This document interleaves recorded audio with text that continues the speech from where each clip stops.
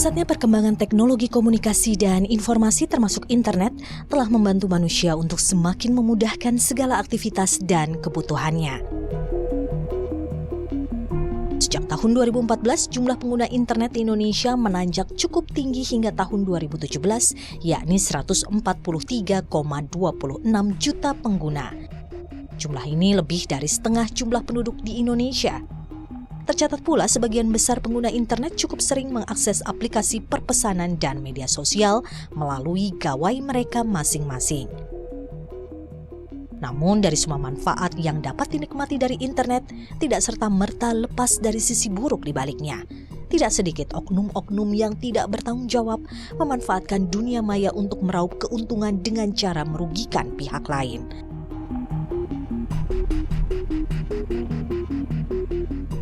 Maraknya kasus kejahatan siber tentunya mengkhawatirkan semua pihak. Disinilah Kepolisian Republik Indonesia turut andil menangani kasus tindak pidana siber. Perkembangan teknologi dan maraknya penggunaan internet di Indonesia ini tentunya membawa dampak yang positif, namun juga membawa dampak yang negatif. Kita tidak membahas yang dampak yang positif ya, karena dampak yang positif ini tentunya banyak manfaatnya yang berguna bagi masyarakat Indonesia. Dampak negatifnya yang muncul dari perkembangan teknologi dan maraknya penggunaan internet ini adalah kejahatan cyber. Kejahatan cyber yang ada di Indonesia setiap tahun itu meningkat, disebabkan karena makin banyaknya masyarakat Indonesia melakukan penetrasi di dunia internet. Pada tahun 2017 saja, untuk kasus yang dilaporkan kepada Direktorat Cyber untuk kejahatan internet itu dilaporkan sebanyak 3.109 kasus. Pada tahun 2018 meningkat menjadi 4.360 laporan kejahatan cyber. Saat ini di tahun 2019 sampai dengan bulan Oktober sudah menerima laporan kejahatan cyber sebanyak 4.050 kasus. Berdasarkan hal itulah perkembangan dunia internet dan perkembangan teknologi, maka kejahatan cyber saat ini ditangani oleh Direktorat Cyber, yang mana kejahatan cyber pada sebelumnya ditangani oleh Direktorat Ekonomi Khusus, yaitu masih berada di dalam subdit yang berada di Direktorat Ekonomi Khusus. Dengan meningkatnya kejahatan cyber itulah maka Direktorat Cyber ini dibentuk.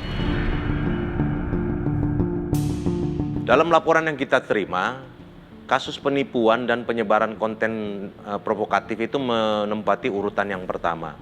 Untuk kasus penipuan saja, pada tahun 2018 sebanyak 1.781 kasus. Sementara untuk kasus penyebaran konten provokatif sebanyak 1.724 kasus, itu tahun 2018.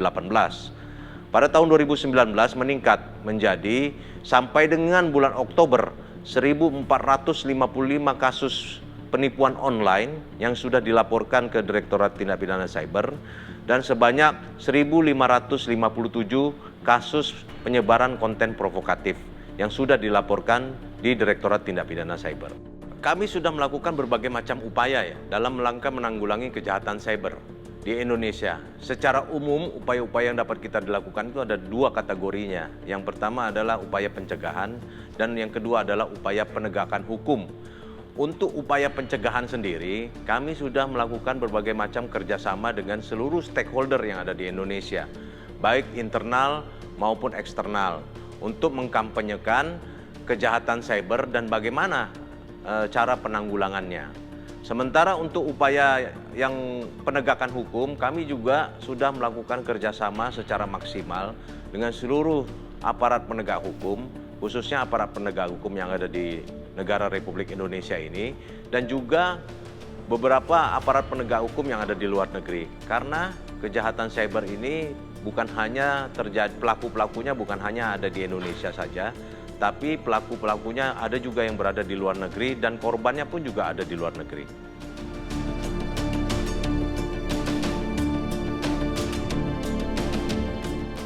Tindak pidana cyber ataupun kejahatan di dunia cyber ini kami kategorikan menjadi dua. Yang pertama adalah computer related crime dan yang kedua adalah computer crime.